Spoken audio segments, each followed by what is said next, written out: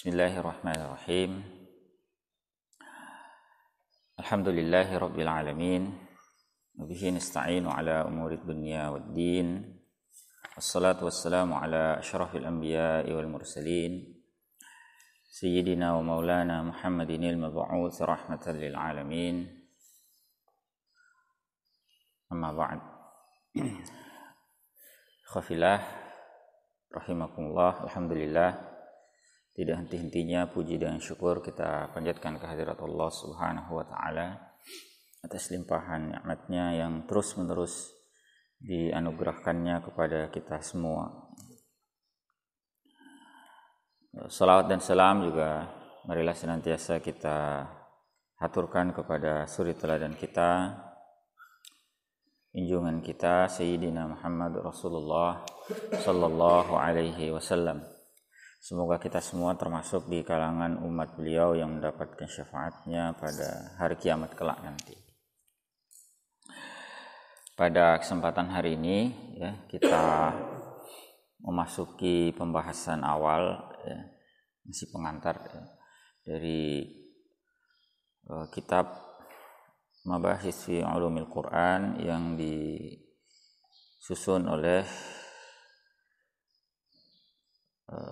Al-Mukarram Al-Ustaz Manna' Khalil Al-Qattan. Pembahasan tentang ilmu-ilmu Al-Quran.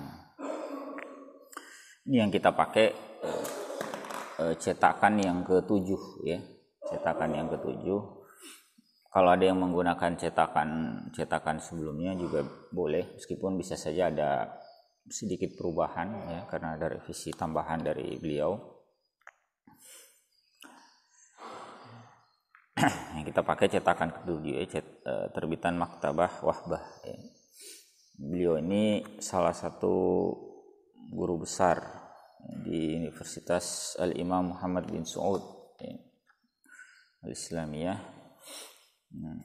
Kitab beliau ini Mabahis fi Ulumil Quran termasuk di antara kitab-kitab pengantar ilmu Al-Quran yang sangat banyak digunakan ya. Kitab-kitab yang lebih besar itu banyak ya, tapi yang populer yang menggunakan sistematika yang lebih baru ya, dengan gaya bahasa yang lebih sesuai dengan kondisi kontemporer itu adalah kitab ini. Ini kitab Mabahis fi Ulumil Quran. Bagian awal dari kitab ini beliau sampaikan tentang at-ta'rifu bil ilmi wa bayanu nash'atihi wa tatawwurih. Beliau jelaskan tentang ta'rif, definisi ya, lalu penjelasan bagaimana kemunculan dan pertumbuhan ilmu ini. Jadi bagaimana dia lahir ya, kemudian berkembang sampai di masa kita sekarang ini. Jadi kita akan lihat sedikit aspek kesejarahan ya di sini. Ya. Al-Qur'anul Karim huwa mu'jizatul Islam al-khalidah. Al-Qur'anul Karim itu merupakan mukjizat Islam yang langgeng ya. Allati la yaziduha taqaddumul ilmi illa rusukhan fil ijaz.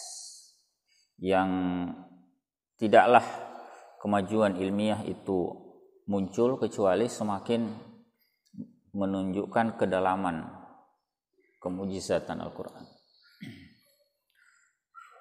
Ini juga salah satu keistimewaan Al-Quran. Jadi semakin berkembang ilmu pengetahuan, justru semakin dahsyat kemujizatan. Berbeda dengan banyak kitab yang diklaim juga sebagai kitab suci, banyak penemuan ilmiah justru membantah apa yang mereka sampaikan. Nah, sementara dalam Al-Quran isyarat-isyarat ilmiah yang sudah berabad lampau itu disampaikan, waktu itu belum ketahuan apa makna sebetulnya ya, apa makna hakikinya. Tetapi seiring perjalanan waktu dengan semakin banyaknya penemuan ilmiah, ternyata terbukti apa yang disampaikan oleh Al-Quranul Karim di masa itu benar adanya. Ya. Anzalahu Allahu ala rasulina Muhammadin sallallahu alaihi wasallam liyukhrijan nasa minaz zulumati ilan nuri wa yahdihim ila siratil mustaqim. Ya. Jadi Allah Subhanahu wa taala menurunkannya kepada Rasul, ya, Rasul kita Muhammad sallallahu alaihi wasallam liyukhrijan nasa minaz zulumati ilan nur, untuk mengeluarkan manusia dari kegelapan menuju cahaya, wa yahdiyahum ila siratil mustaqim, menunjuki mereka jalan yang lurus. Fakana salawatullahi wa salamuhu alaihi yuballighuhu li sahabatihi wa hum arabun khullas wa yafhamunahu bisaliqatihim. Lalu Rasulullah, ya, salawatullahi wa salamuhu alaihi, itu menyampaikan Al-Quran yang turun kepada beliau kepada para sahabat.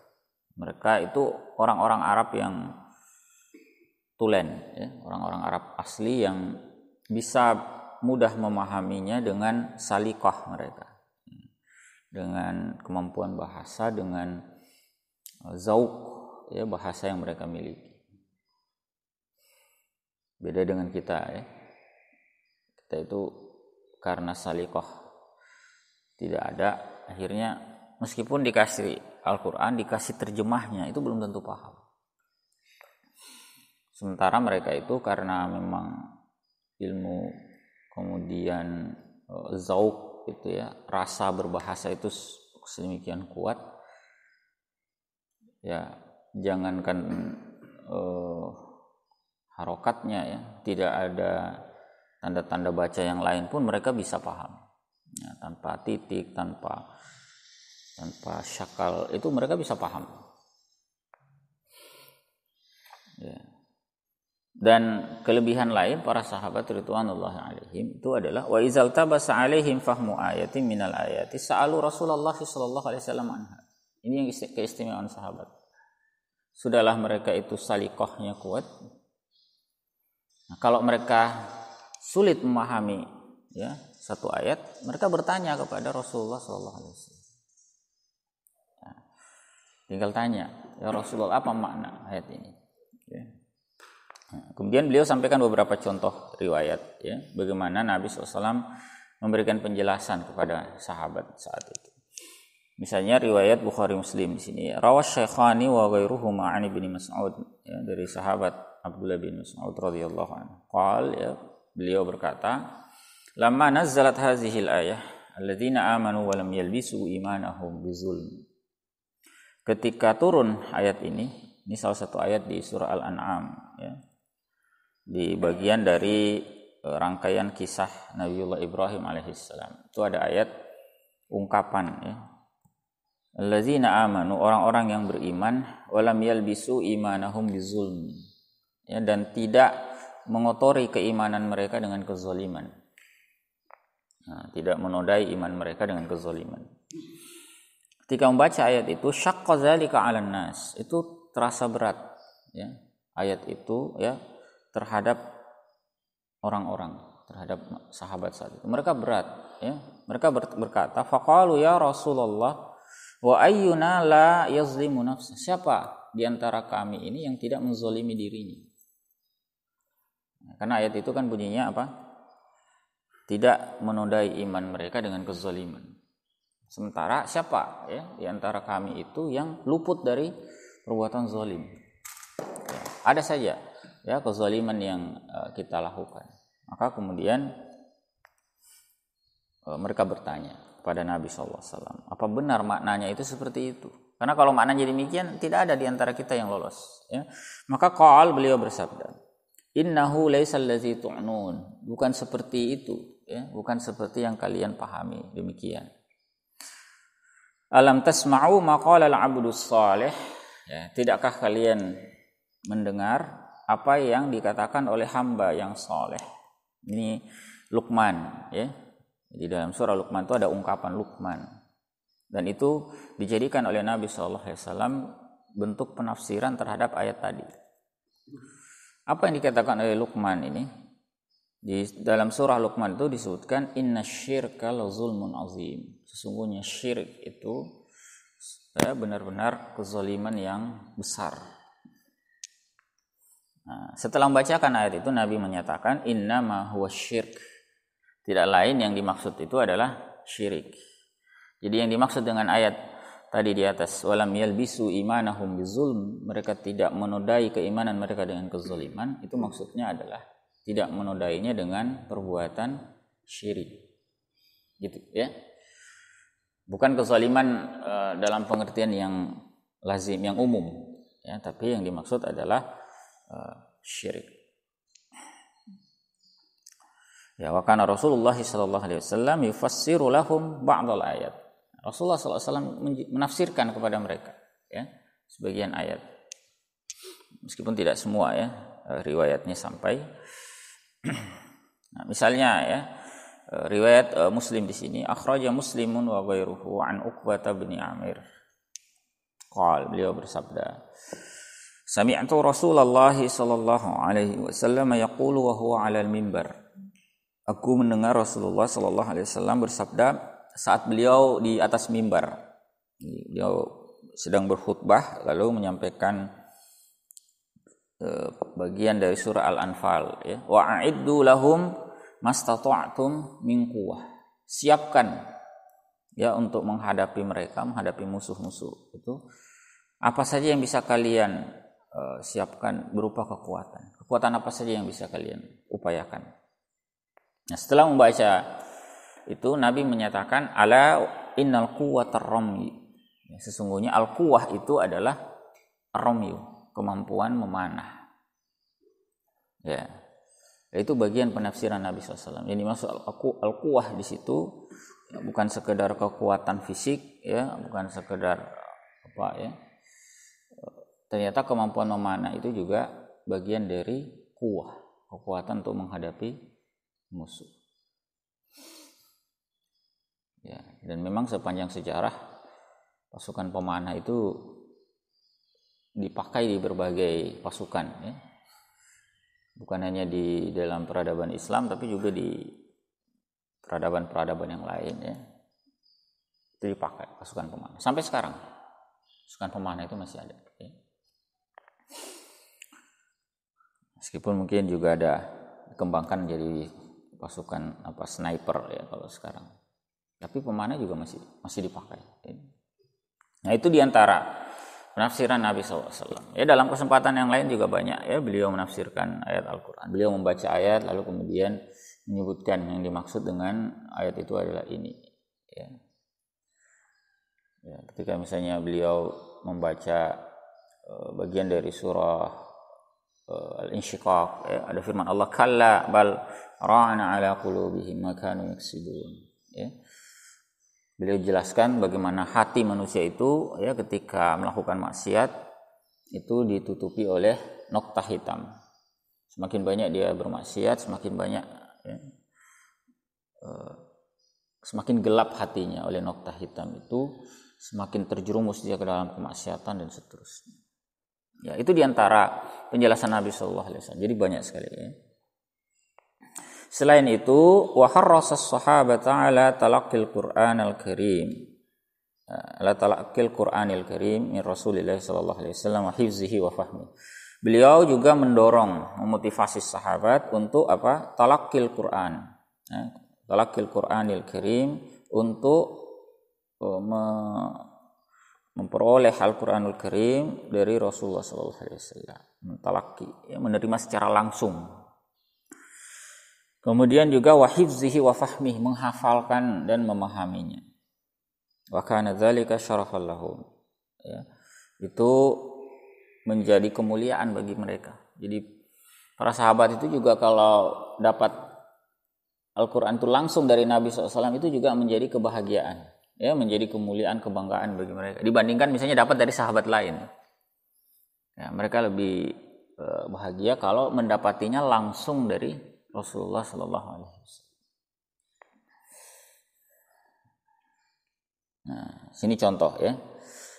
An Anas radhiyallahu anhu, dari Anas ya radhiyallahu anhu ya, beliau berkata, kana ar-rajulu minna idza qara'a al-Baqarah wa ala Imran jadda fina. Ay azum. Orang ya di masa kami itu, di antara kami itu kalau ada yang bisa Membaca ini bukan bisa membaca dikasih teksnya baca, bukan. Maksudnya dia itu mendapatkan itu dari Nabi SAW, dihafal. Kalau sudah sampai pada itu, misalnya di sini dia bisa membaca Al-Baqarah dan Ali Imran, itu jadda fina. Dia itu posisinya istimewa. Ya, azumah, dia itu terhormat. Wah, ini orang qari terhadap Al-Baqarah dan Ali Imran. Itu kehormatan yang luar biasa, ya. Menjadi orang yang disegani. Kemudian waharasu kadzalika 'alal amal, ya. Mereka juga bersemangat, ya, untuk mengamalkan, ya, wal wuqufi 'inda ahkamihi, dan mengkaji hukum-hukumnya, ya, berkonsentrasi mengkaji hukum-hukumnya. Jadi para sahabat itu sangat termotivasi untuk menerima langsung Al-Quran dari Nabi SAW, ya, kemudian juga melaksanakan dan berusaha memahami, ya, menjalankan hukum-hukumnya. Sebagai contoh di sini, ya, ada riwayat dari Abu Abdurrahman As-Sulami.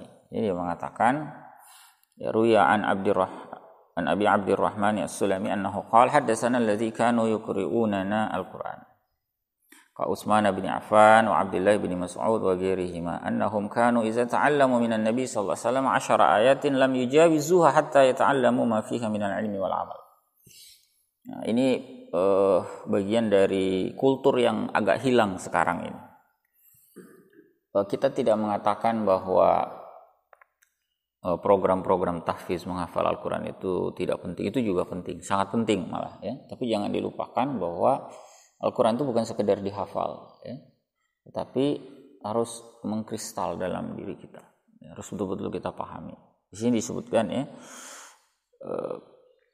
Abu Abdurrahman As-Sulam itu menyatakan orang-orang yang mengajarkan kami Al-Quran seperti Utsman bin Affan, Abdullah bin Mas'ud, ya, dan lain-lain, itu mereka mempelajari Al-Quran itu dari Nabi SAW, misalnya 10 ayat. Itu tidak beranjak dari situ sampai mereka itu mempelajari kandungannya dan mengamalkan. Jadi simultan itu menghafal, mempelajari, dan kalau bisa diamalkan ya diamalkan. Itu simultan. Dia berusaha mengamalkan. Pada saat jadi dihafal, dapat ayatnya dari Nabi SAW, apa maknanya, kemudian mereka amalkan. Jadi mereka tidak beranjak dari 10 ayat itu, kalau mereka dapat, tidak beranjak ke ayat berikutnya sampai mereka betul-betul paham, mereka amalkan. Qalu, ya, mereka berkata, fata'allamna al-Qur'ana wal ilma wal amala jami'a. Ya, kami itu mempelajari Al-Qur'an, ilmu dan amal itu apa? Sekaligus. Ya, sekaligus. Jadi itu simultan, betul, dilakukan bersama-sama.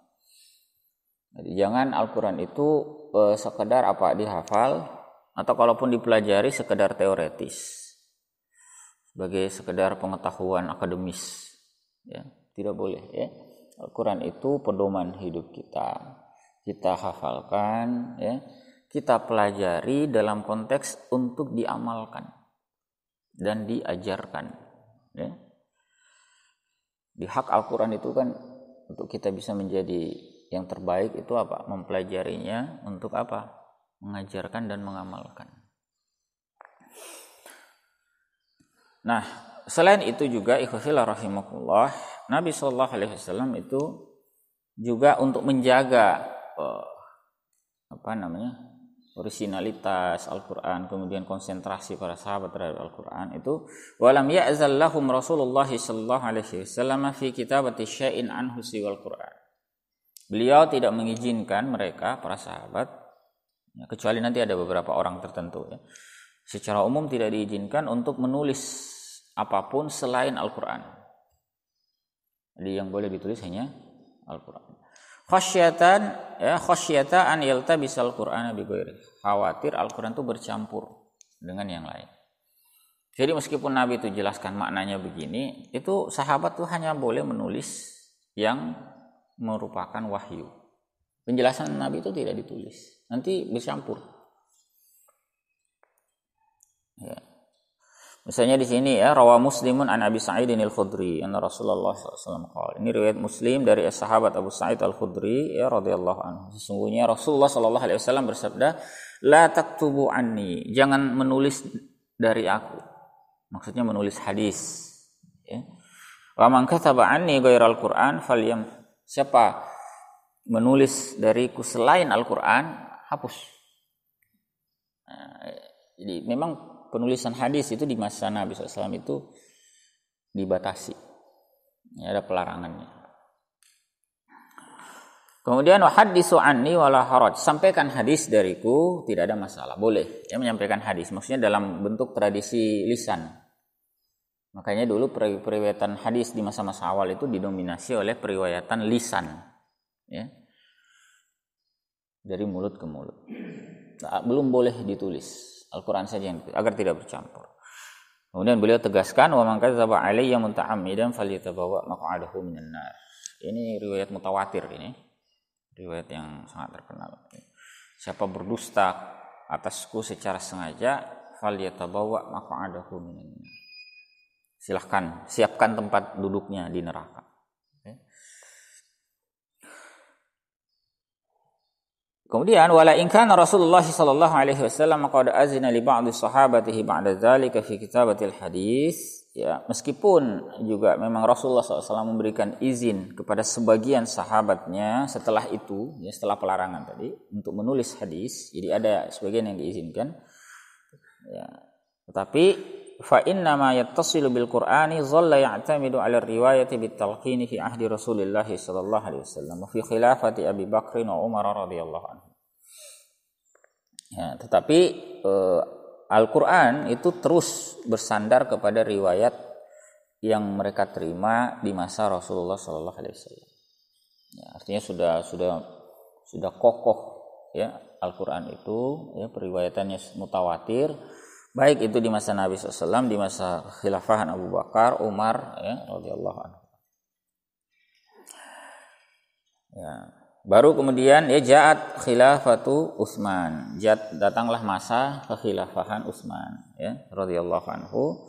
Wa qatadatid dawa'i allati sanazkuruha fi ma ba'd.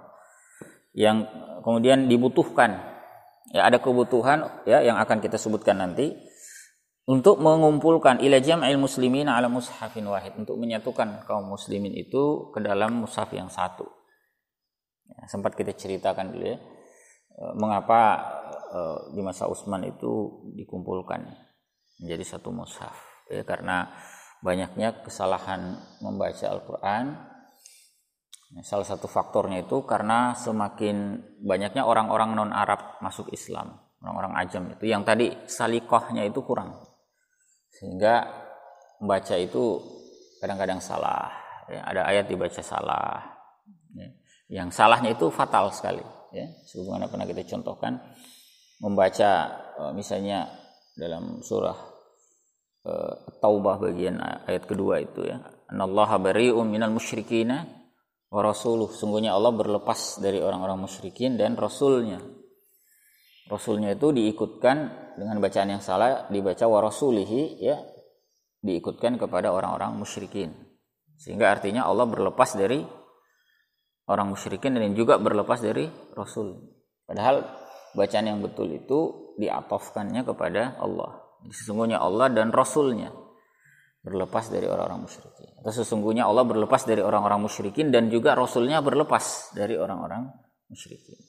Nah, itu kesalahan baca, ya. Dan ada beberapa contoh lagi berkaitan dengan itu, sehingga ini mendorong, ya, faktor-faktor yang kemudian menjadi pendorong perlunya umat Islam itu dapat mushaf yang standar. Kumpulkanlah oleh Utsman, ya, saat itu. Makanya kemudian kita kenal istilah itu mushaf al-Utsmani, ya, al-Utsmani. Itu mushaf yang dikodifikasi di masa Khalifah Utsman bin Affan radhiyallahu anhu. Ya, fatamma dzalika wa sumiya bil mushafil imam. Ya, proyek itu selesai, ya, dinamakan sebagai mushaf al-imam atau mushaf al-Utsman. Wa ursilat nusakhum minhu ilal amsar. Naskah-naskahnya disalin dikirim ke berbagai kota saat itu. Ya. Kekhilafahan saat itu pusatnya ada di mana? Di Madinah. Ya, lalu kemudian dikirim ke berbagai kota. Ada yang dikirim ke Basrah, ya, ke Kufah, bekas wilayah kekuasaan Persia. Ada juga yang dikirim ke Syam, ya, bekas wilayah kekuasaan Romawi, dikirim ke Mesir. Ya. Karena memang saat itu wilayah kekuasaan kaum muslimin sudah sangat luas. Ya. Dikirimlah ke berbagai kota, kemudian menjadi acuan. Karena memang percetakan belum ada, jadi masih ditulis manual.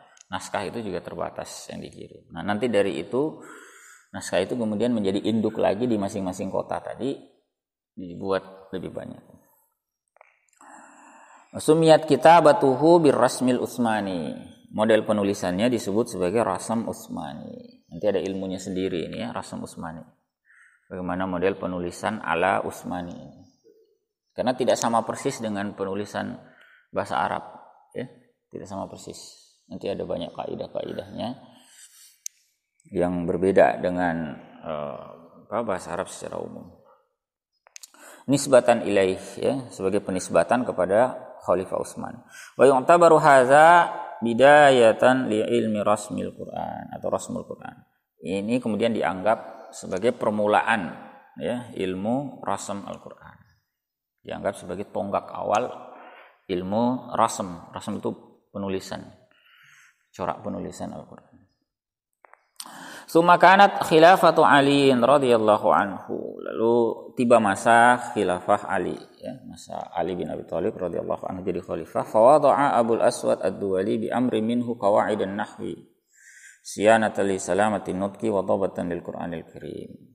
Lalu dibuatlah, ya, diletakkanlah oleh Abul Aswad Ad-Duwali berdasarkan perintah dari khalifah, ya, Ali bin Abi Thalib tadi, dibuat kaidah-kaidah nahwu, ya, gramatikal bahasa Arab. Syanatan lisalamat, sebagai bentuk upaya menjaga agar lisan itu bisa betul, ya, dalam berbahasa Arab. Wa dhabatan lil Qur'anil Karim, ya, betul dalam membaca Al-Qur'anul Karim. Wa yu'tabaru hadza kadzalika ya bidayatul ilmi i'rabil Qur'an. Ya. Ini kemudian dianggap sebagai permulaan ilmu i'rabul Qur'an. Yaitu beberapa aspek kesejarahan di masa Nabi Shallallahu Alaihi Wasallam, di masa Khulafaur Rasyidin. Baik, ya, kemudian istamarra sahabatu yatanaqaluna ma'ani al-Qur'ana wa tafsir ba'di ayatihi ala tafawutin fima bainahum. Berlanjut sahabat itu, ya, menukilkan makna-makna Al-Qur'an, ya, dan tafsir ayat sebagian ayat-ayatnya. Ya, meskipun ada perbedaan di antara mereka, ada yang banyak, ada yang sedikit. Ya, ada yang meriwayatkan banyak, ada yang meriwayatkan sedikit. Ya, li tafawuti qudratihim 'alal fahmi wa tafawuti mulazzamatihim li Rasulillah sallallahu alaihi wasallam. Karena memang berbeda-beda juga kemampuan mereka memahami Al-Qur'an dan juga lama mereka bersama dengan Rasulullah SAW. Ada yang bersama Nabi itu lama, ada yang sebentar, ya. Sahabat-sahabat yang bahkan bisa jadi sahabat yang baru masuk Islam di Madinah itu lebih banyak meriwayatkan dari Nabi SAW daripada sahabat yang sudah masuk Islam sejak di Mekah, karena interaksi yang berbeda. Seperti misalnya sahabat Anas bin Malik, itu diantara sahabat yang sangat banyak meriwayatkan hadis, meskipun dia sahabat ini baru masuk Islam di Madinah. Bukan kaum muhajirin. Ya. Tetapi dibandingkan misalnya dengan Abu Bakar, Umar, itu Anas bin Malik lebih banyak meriwayatkan hadis. Mengapa? Karena dia satu rumah dengan Nabi. Di Madinah itu satu rumah dengan Nabi SAW. Menjadi khadim, menjadi pelayan beliau. Jadi keseharian Nabi itu banyak sekali, ya, dibersamai oleh Anas bin Malik. Maka riwayat Anas bin Malik itu sangat banyak. Ya. Kemudian wa tanaqala anhum zalika talamizuhu minat tabi'in. Ini diteruskan ya, dinukil dari mereka oleh murid-murid mereka dari kalangan tabi'in. Ya, setelah sahabat itu generasi tabi'in itu banyak menukil penafsiran gurunya. Nah, wa min ashhuril mufassirina minas sahabah, di antara yang paling masyhur ya mufassir dari kalangan sahabat, ahli tafsir dari kalangan sahabat, nah ini kita perlu kenal ya. Al-khulafa al-arba'ah. Nah, jelas ya, para khalifah yang 4 itu ulama. Para khalifah yang keempat itu ya, mulai dari Abu Bakar, Umar, Utsman, Ali ya, radhiyallahu anhum itu adalah ulama ya, ulama besar, mujtahid ya, sekaligus juga mufassir. Kemudian selain itu ada nama Ibnu Mas'ud ya, Ibnu Abbas. Dua orang ini sebetulnya namanya Abdullah, tapi biar terbedakan biasanya disebut Ibnu Mas'ud dan Ibnu Abbas. Sama-sama Abdullah namanya, Abdullah bin Mas'ud, Abdullah bin Abbas. Ya. Kemudian wa Ubay bin Ka'ab, wa Zaid bin Sabit, Abu Musa al-Asy'ari, Abdullah bin Zubair. Ini nama-nama ya mufassir dari kalangan sahabat. Ubay bin Ka'ab ya, terkenal juga ya, Zaid bin Sabit, apalagi Zaid bin Sabit ya. Penulisan mushaf Al-Qur'an itu tidak bisa lepas ya, pengumpulan di masa Abu Bakar, kemudian penulisan itu tidak lepas dari peran besarnya Zaid ya, Zaid bin Sabit.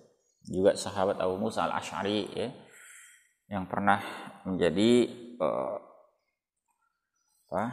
ada salah seorang qadhi ya, yang diutus oleh Rasulullah SAW.